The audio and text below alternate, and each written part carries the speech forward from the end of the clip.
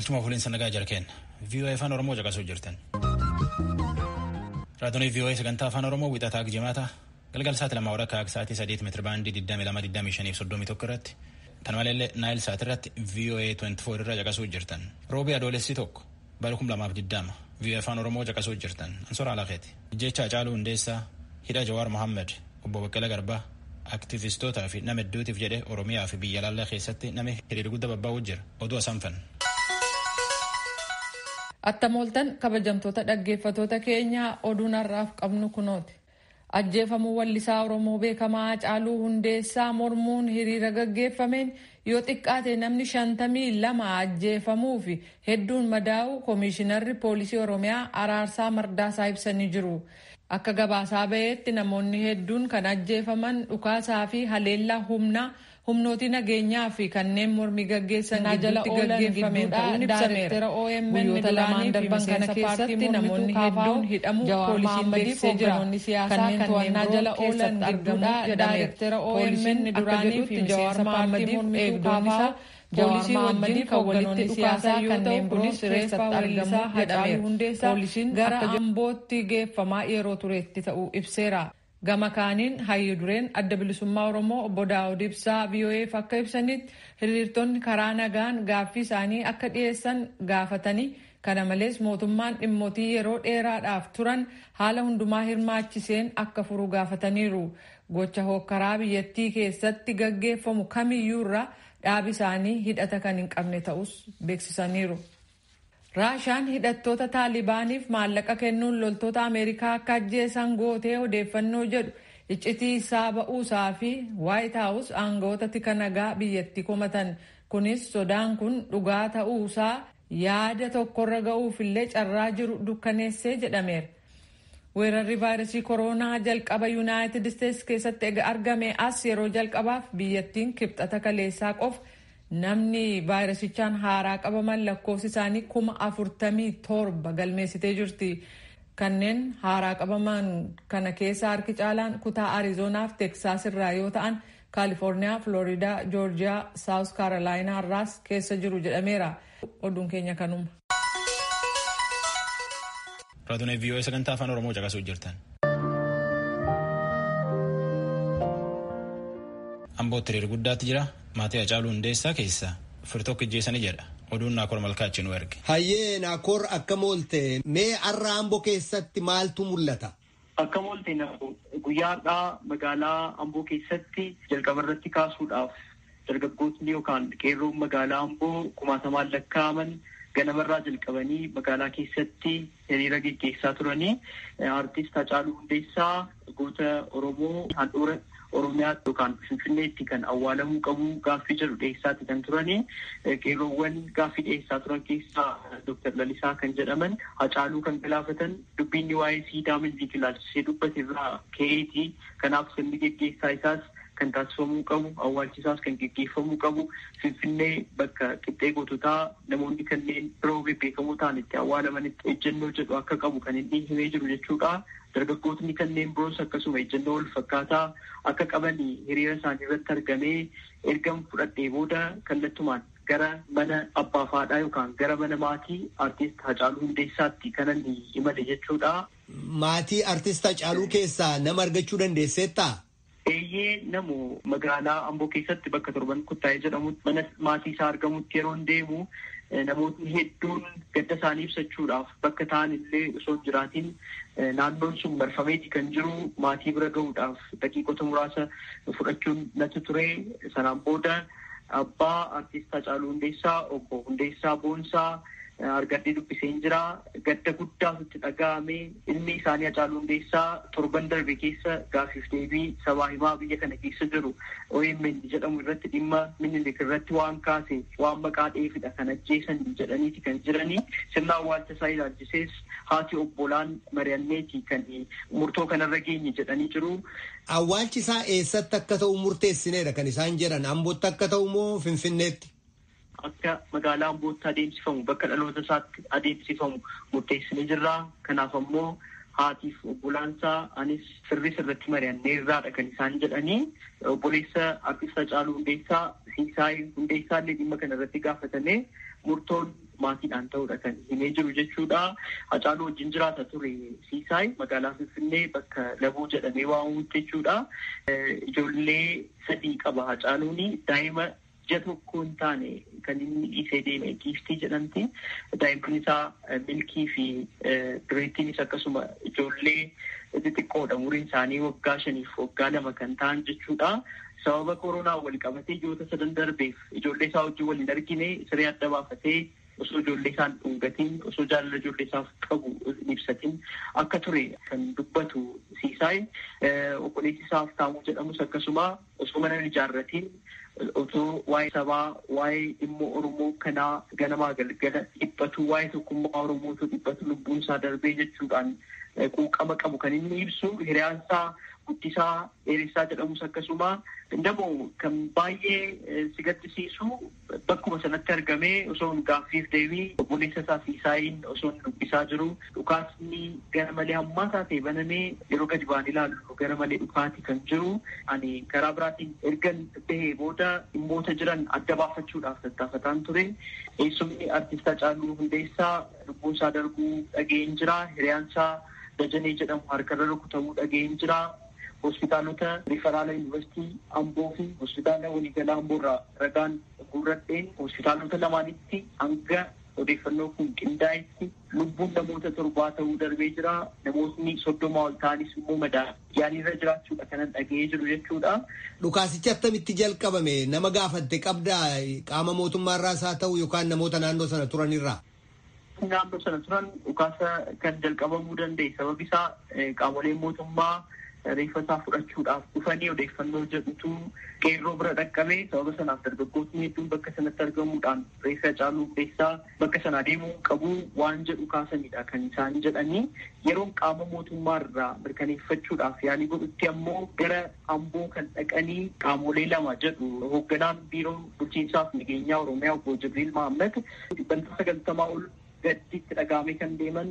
Kan hafan ammoo nagaa kan hin barbaanne jedhanii jiru. Sababa kanarraan kan ka'e namoonni seenanii reeffa Hacaaluu Hundeessaa fudhatanii bahuudhaaf yeroo taasisanitti qaamni nageenyaa bakka sanatti waan hawaasummaa ta'eef hin argamne ture. Yeroo bakka sanatti rakkoon uumamu garuu bakka sanatti argamuudhaan dhimmicha tasgabbeessuudhaaf yaalii godhee jedhanii jiru. Dhukaasa isaan gargar baasanii irratti dandeenye baname eessumni Hacaaluu bakka biraatti immoo Wasiilas jedhamuu danda'a waan jedhaniif. Eessuma yookaan wasiillee Hacaaluu bakka sanatti rukutameeti kan ture. Namoonni muraasnis madaaniiru kan jedhan isaanii lakkoofsaan hedduu hin jenne hanga lakkoofsaan namoota 40 madaa'e kan dureef dhiise Lalichisee garuu ragaan qabatamaa isaan akka hin geenye kan isaan dubbatanii jiran jechuudha. Ammoo karichi qabbanaa'ee moo maalirra jira? Yeroo ammaa kana bakka sana hin jiru bilbilee akka qulqulleeffachuudha yaalitti garuu mootummaan humnoota dabalataas bakka sanatti bobbaasuudha kanan dhaga'ee jiru. Dhukaasnis yeroodhaaf dhaabbatee jiraachuudha kanan dhaga'ee jiru. Itti gaafatamtoota bulchiinsa magaalaa Amboo kan nageenyi ilaallatu akkasumas kantiibaa yeroo garaagaraa irra deddeebiidhaan bilbileefin ture naaf milkoofne. Gabaasaa VOA waa'ila keenya Naakoor Malkaa gaaffiif deebii kanaaf guddaa si galatoomsanna. Galatoomi namoo.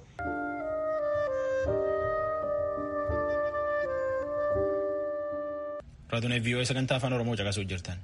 Amma immoo gabaasa Finfinnee deebina Tsahaay Daamxootti oduu fulaa akka argatu nutti.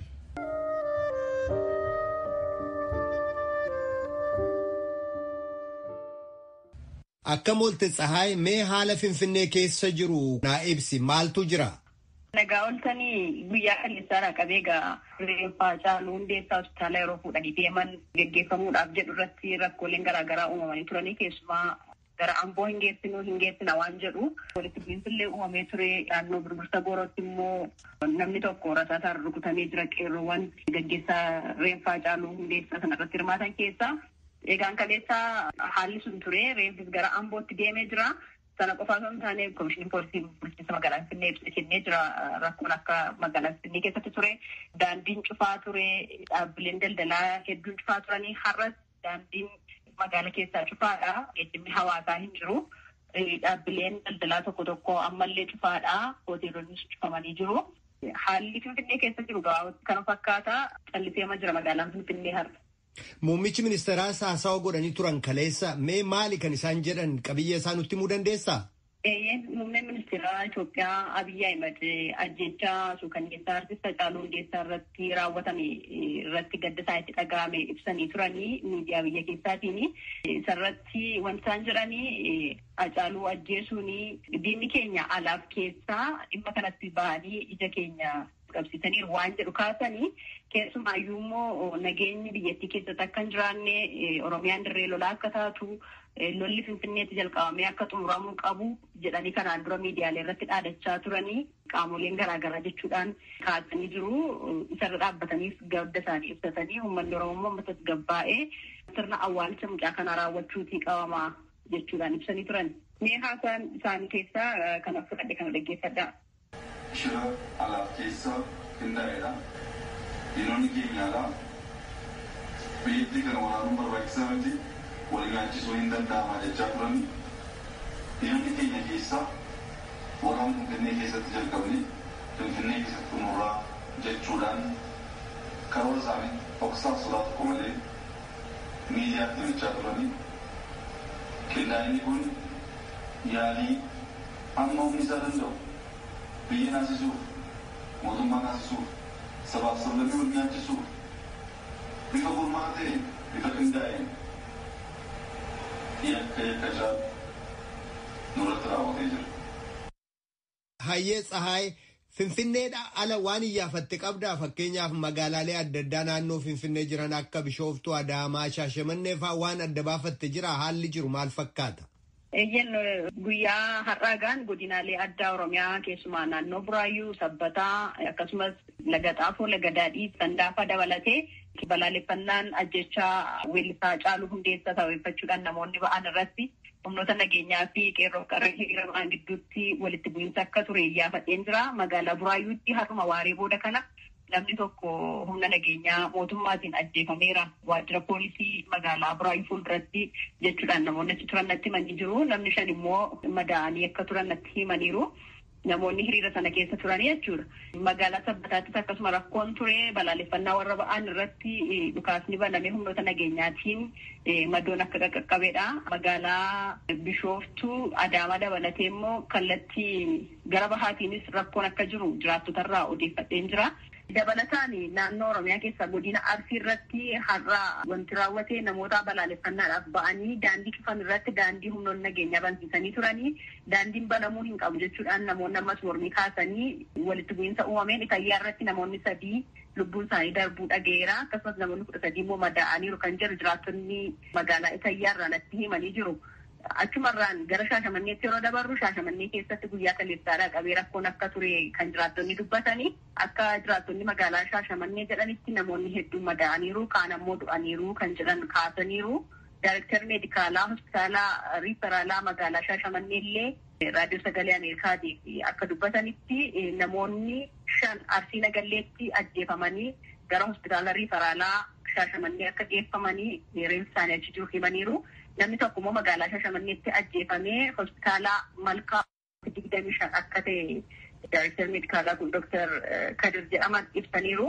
Waliigalaan naannoo magaalaa Shaashamannee irratti namoonni ajjeefaman namni 6 rasaasaan akka rukutamanii ajjeefamaniidha. Dr. Kadir kan isaanii raadiyoo sagalee Ameerikaatiif himan. Kantiibaan bulchiinsa magaalaa Shaashamannee obbo Tamaam Huseen immoo namoonni ajjeefamuu himaniiru. Garuu namni ajjeefame amma ragaa harkaa qabnutti nama tokko qofaadha kan isaan jedhanii namoonni madaa'an jiraachuu malu jechuun kaasaniiru. Tilmaama malee qubatanii immoo ammatti harkaa hin qabnu jedhaniiru. Humnoonni hiriira ba'an humna nageenyaarra waan caalanii fi to'achuudhaaf illee yeroo nu rakkiseera. Garuu ammatti haalli jiru qabbanaa'eera. Humnoonni nageenyaa to'achuu danda'aniiru waan jiran kaasanii garuu daandii magaalaa Shaashamanneedha qabee hanga Mooyaaleetti Boorana qaxxaamuree deemu ammallee cufaa akka ta'e immoo jiraattonni odeeffannoo dabalataa nuuf kennaniiru. Tsahaay gara Finfinneettan si deebisa amma naannoo Buraayyuutti ta'e ka jettu kana akkasuma immoo Bishooftuufaa ka jettu kana qaama mootummaarraa waan mirkaneeffatte qabdaa qaamni mootummaa ka jedhu. Qaama mootummaarraa akka waliigalaatti dubbii himaa bulchiinsa mootummaa naannoo Oromiyaa obbo Geetaachoo Baalchaati kan dubbisne isaanii naannoo Oromiyaa keessatti magaalota akka Shaashamannee fi Jimmaa maqaadhaadhaan magaalota kanneen biroo keessatti guyyaa kaleessaati malee har'aatti rakkoon hin jiru kan isaan jedhani. Guyyaa kaleessaa rakkoon tokko tureera. Hanga yoonaatti balaaleffannaa ajjechaa Hacaaluu Hundeessaa ilaalchisuudhaani namoota ba'an irratti namoonni 50 lubbuun isaanii darbuu himaniiru akka waliigalaatti Oromiyaa keessa. Namoota kana keessaa immoo humnoonni nageenyaallee akka jiran himaniiru. Rakkoon kun jiraachuu ibsani garuu magaalota tokko maqaadhaan nutti ajjecha magaalaa Buraayyuutti namni tokko lubbuun isaa darbuu fi akkasumas namoonni 5 madaa'uu waliin wal qabatee kan jiraattonni kaasan qulqulleeffachuudhaaf waajjira poolisii bulchiinsa magaalaa Buraayyuutti bilbilee hin milkoofne yoo kan adda baafannee ragaa arganne moodeedde kan dhiyeessinu ta'a. Waahila keenya gabaastuu raadiyoo sagalee Ameerikaa Tsahaay Daamxoo Finfinneerraa ibsa nu kennite guddaas galatoomsanna. Galatoomaas.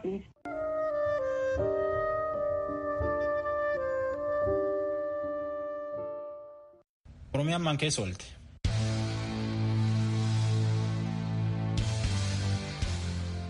Koongireesii Federaalistii Oromoo keessaa Dr. Mararaa Guddinaatii fi ABO keessaa obbo Daawud Ibsaa dubbifne. Akka jaree jedhutti bulchiinsa KFO keessaa obbo Baqqalee Garbaatii fi Jawar Mahammediif gaazexeessaa fi aktiivist Hamzaa Booranaatii fi nama hedduutti ijjeecha Hacaaluutiin dudduubidhame. Mootummaan waan uummatii jiru caqasuu baannaan biyyittii gara hamaatti deemuu dandeettii jedha warri lachuuyyuu. Tigist gammee dubbisa. Hacaaluu Hundeessaa yeroo baay'een keenya mana hidhaa turretti artiistota Oromoo kaan wajjinii fi qeerroo Oromoo wajjin qabsoon Oromoo gara funduraa akka deemu warra godhanii ajjeefamuun isaa gadda guddaa nutti fideeraan jedhan dura taa'aa Koongireesii Federaalaa Oromoo Piroofeesar Mararaa Guddinaati. Hacaaluun qabsoo Oromoo amma deemaa jiru kana nama olaantummaadhaanii kutannoodhaanii mootummaa fuuldura dhaabbatee naannootti maladhaa jirruu fi qabsoo kana gara fuulduraatti deemsisedha. Hacaaluus gadda Hacaaluus qabsoo keenya gara fuulduraatti fudhannee akka deemnuuf gumaacha guddaa kan godhudha.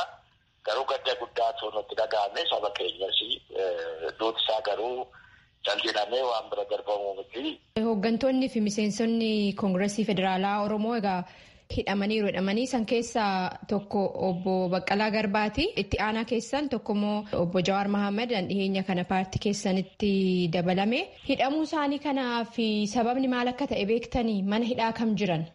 Mana hidhaa ammaa fi maakalaawii jedhama malee qajeeltutti waan qabatan Baqqalee Jawaarii fi Hamzaa Booranaa dubbii reeffaa abbotti awwaalamuu Finfinneetti awwaalamuu gubbaatti maatiin ambotti awwaalamuu nuuf hidhaa reeffannuun jedhe karaa kana naatti qophoofnee amboo haadha qummoo jennee nama murteessinee Baqqaleen faa Jawaar faa akka Finfinneetti awwaalamu malee hin ta'u jedhanii makalaakaan dhufee jeequmsi ka'uudhaa fi rakkoo ture jaalalachuu yeroodhaa fi ufuma seeftiinuma isaaniitiif yeroo akkas goone waan jiran kan warri mootummaayyii jara warreedhaan argachuu hin dandeenye maatiinis hin arganne kanarra dhiiraa jechuu kooti garuu warra mootummaatti kanan dabarsee ammas ifatti dabarsuu barbaadu Jawaarfaa hidhamuu itti fufuuni mootummaafis bu'aan qabu biyya kanaafis bu'aan qabu saba keenyaaf bu'aan qabu hunda miidha. Tole egaa isinis ta'ee hooggansi paartilee Oromoo adda addaa mormituus ta'ee kan mootummaas ta'ee walumaa gala hooggantoonni Oromoo abbootiin gadaa kun wanni jalqabame mariin godhaartan waan amma jiru irratti gama kanaan. Nama warra mootummaa keessa jiru warra nan quunnamtii qabu kaleessa bilbilee isaanis nam tokko lama irraa deebisee naa bilbilee waan karaa ofiirra jiran natti himaniiru. Garuu warra ati jette kaleessaa qabee warra mootummaa nuunis walitti fidu warra tokko warra jaarsolitti jira warra tokko quunnamuu yaaleen ture waanuma harkaan qaban. Egaa artiist Hacaaluu Hundeessaa gadda ajjeefamuun isaa erga dhagahame qabee uummanni Oromoo gadda guddaa keessa jira. Isin ajjeefamuu artiist Hacaaluu Hundeessaa kun biyyattii garam deemsisaa jettanii ilaaltan? Karaa siyaasni biyya kana akkama jiru kanatti itti fufuun rakkoodha. Tooni Chaayinaa yeroo baay'ee rakkoon akkasii kiraayisiin jedhamu kun gara waan haaraa uumee darbuun danda'a waan jedhan jaadabanii fi dhaabbileen paartileen Oromoos haa ta'u inni mootummaa keessa jirus warraanaas sabni keenyas sabni ollaa keenyas biyyi kun akka ammatti jirtu kanatti itti fufuun rakkoodha. Piroofeesar Mararaa egaa amboo isiniifis qaheedha amma immoo reeffi Hacaaluu kaleessa achi geeffamuudhaan himame haala amboo jiru sirriitti wanni beektan ifatti maatii isaa oo dubbistanii jiraattan wanni achi jiru qabatamaadhaan maal fakkaata? Rakkoo bal'aa jira. Ammayyuu Finfinneetti deebi'ee haa awwaalamu kan jedhamuu fi bakki achumatti haa awwaalamu kan jedhu lola guddaatu jira. Lola sana keessa immoo raayyaan ittisa biyyaa galee walitti bu'iinsiyyuu dhalatee wasiila caaluu qabatee namni afur du'eera kan jedhu amma nagaa jira. Ammayyuu Amboo rakkoo guddaa keessa jirti jechuudha. Awwaalcha artistaa Haacaaluu Hundeessaatiin wal qabatee waan deemaa jiru kanaan hooggantoonni fi miseensonni dhaabbata isin dura taa'aadhaan hooggantan Koongireesii Federaalaa Oromoo qabamanii hidhamanii wanna maatiidhaa dhiifamuu qabu moo kun wanna uummanni fi Oromoon waliigalaan murteessuu qabu jettanii yaaddan? Kana irratti yaada qabaattan. Dubbiin awwaalchaa anaaf xiqqoo rakkoo qaba. Maaliif namni baay'een kan barbaadu gadda keenya akka ta'utti addunyaatti iddootti agarsiifachuu dandeenyu, iddootti mul'ifachuu dandeenyu. Finfinneenis immoo keenyadha. Oromiyaa gubbaatti awwaalamee boonyee awwaala jedhanii alaa keessaa warri barbaadan jiru. Warri mootummaa immoo maatiin nu gaafateera Ambootti awwaallachuu nu dhageera. Amma dubbiin maatiis immoo kan rakkisaa jiru. Barbaanne wayii jira. Akka maatiitti sabni jedhu kana fudhatanii deemuu waan barbaadan fakkaatu. Mootummaan immoo rakkoon kun akka hin bal'annee gara tokkotti deemuu waan barbaadu fakkaatu. Nutis kana keessa gallee kana ta'uutu irra jira jennee akka dhaabbitti murtii fudhachuun egaa maatiin suni gara kamitti deemuu maal barbaadatu jedhu wanti rakkoo tokko jira. Garuu kanas ta'u sana kabajaan awwaalamuun Haacaaluu mootummaadhaafis saba tasgabbeessuudhaafis biyya kanas immoo bal'inaametti gar tokkotti deemsuudhaaf warra sajjeese sanas hatattamaanii godanda'amee qaama qulqulluu ta'een qaama bilisa ta'een akka qulqullaa'u gochuun baay'ee barbaachisaadha jechuudha. Karaa biraatiin odeeffannoon miidiyaa hawaasummaa irratti manni Piroofeesar Mararaa Guddinaatii fi dura taa'aa adda bilisummaa Oromoo obbo Daawud Ibsaa waraanaan marfameera jedhu dhugaa akka hin taane hooggantoonni lamaanuu dubbataniiru. Yeroon sagantaa kanaaf lachuu wajjinuu gaafiif deebii geggeessu lamaanuu mana isaanii jiraachuu natti himan. Kanumaanan gara gaafiif deebii dura taa'aa adda bilisummaa Oromoo obbo Daawud Ibsaa wajjin godhetti sin dabarsa. Obbo Daawud Haacaaluun artiistii Oromoo bira darbee addunyaa irratti beekamtii guddaa qabu ta'uu dubbatanii dhimmi kun dhimma jabaa biyyattii muudate ta'uu tarreessan. Oromoo biratti qofaa otoo hin taane biyya kanatti baay'ee beekamaadha. Qabsoo keessattis guddoo beekamaadha. Kuni haala akkasii keessatti lubbuu isaa darbuu guddoo kan nama gaabbisiisuu fi guddoo kan nama birbirchudha. Kan lammataa egaa kan dursuu kanneen qaamni kana godhee fi warri kana godhanii cubbuu guddaa hojjetanii kan itti aanu dhimmi kuni dhimma faddi dhimma jabaa ka biyyi kun isa mudatte keessaati jabaa kan jedhamudha. Oromoof immoo adda. Ammoo waan adda gahaa turre irraati ka isa doorsisaa turantu jiru jedha. Inni himataa ture jedhu kuni yeroo sanatti eenyu fa'ii isumarraa gaafatame rikoordi ta'uutti ture. Inni kun immoo hafuura uumaa turetu jira. Amma immoo lafarratti mul'ate kuni haala yaaddessaa uummataa fi uummata wal dura dhaaba ka jedhu yaaddoo qabna. Kanarraa ka'uudhaan amma Finfinnee keessatti namni waan itti dhagahamu ibsachuu qabaa. Ibsachuusis gadi ba'ee haa ta'uuti kan immoo harkatti busheessuu fi hiriira biraa Finfinnee kana keessatti qopheeffamee karaa irratti qeerroo balaaleffatu qeerroo arrabsu kun bahuu gaarii haala gaarii fuuldura keenyatti agarsiisaa jiru. Finfinnee keessatti hiriira qeerroo balaaleffatu waan jettan an karoorfamee jiraachuu odeeffannoo qabdammoo wanna amma deemaa jiru hiriiratu jira jechuu keessani. Mana koo fuulduratti na fuuldura darbani qeerroo leebaa jedhani. hiriira baay'isanii balaaleffatu biyya eessaatti maa baatee jedhu mirga isaati. Mirga isaa dura dhaabbatee hiriira biraa waan ni godhe kan sana akkasitti waan ni godhu kana argine jechuudha. Qofuun duratti hin darbu. Hiriirri kun hiriira guddaadha moo namootuma naannoo san jiraatan muraasa hoo sirriitti arguu dandeechanii jiraattan? Kan inni ija kootiin arge gara nama 100 ta'u alaabaa Itoophiyaa qabataniiru. Dullaa qabu qeerroo balaaleffataa darbanii. Akkuma argaa jirru odeeffannoon jiru Oromiyaa magaalota adda addaa keessatti walitti bu'iinsa adda addaa jira. Lubbuun nama baay'ee darbaati jira. Mootummaa biyya bulchaa jirurraayis hooggansa paartii mormituurraayis sa'aatii kanatti yeroo dhimmi guddaan kun biyyattii haguugee jiru kanatti maaltu eeggama? Isinoo akka paartii keessanitti maal gochaa jirtan? Nuti waa gochuu hin dandeenyu. Maaliif quunnamtiin nurraa citeera, telefoonni sirnaan hin dalagu, intarneetiin hin jiru, wal keessa deemnee waa gochuu rakkisaadha karaa deemuu. Mootummaan waa hunda harka isaatii qaba. Jalqabuma akkaataatti qabiinsa waan ija keenyaan arginuu fi waan arginurraa jechuudha. Waan gaarii argaa hin jiru. Ammoo sanarra dabalatee nama hidhuu fi maalii gochuun waan inni uumu ifaadha. Akkaataa qabiinsaa akka jenne kana. Kanaaf waan bakka bakkatti ta'u kana odeessa ciccitaa arganna akkuma ati jette sana hiriiratu jira bakka hedduu namatu du'aa jira.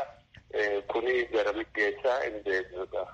Dura taa'aa Koongireesii Federaalaa Oromoo Piroofeesar Mararaa Guddinaatii fi hoogganaa adda bilisummaa Oromoo obbo Daawud Ibsaa galateeffachaatiin sagantaa kiyya xumura ani Tiksiti Gammeeti.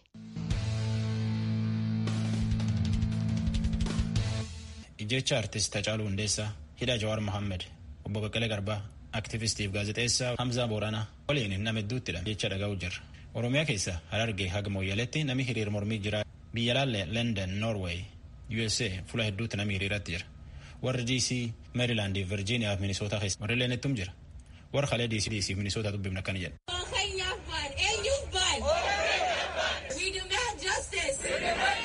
Gannas gurmeessaa salganiin jedhama.